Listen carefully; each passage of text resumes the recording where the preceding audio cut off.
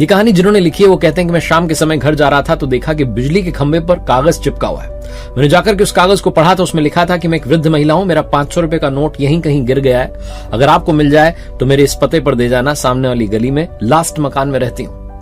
मैंने वहां सच में ढूंढने की कोशिश की लेकिन कुछ नहीं मिला। फिर लगा कि एक बार जाकर के देखना चाहिए क्या सच में वहां कोई रहता है या किसी ने शरारत की।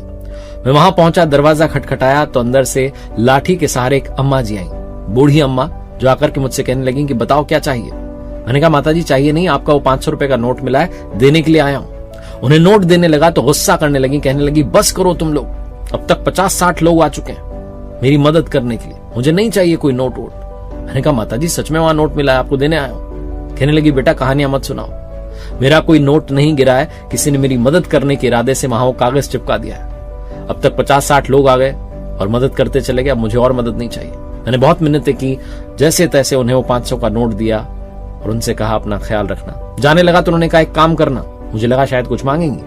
माताजी ने कहा बेटा वो कागज फाड़ के चले जाना, मुझे अब और मदद नहीं चाहिए।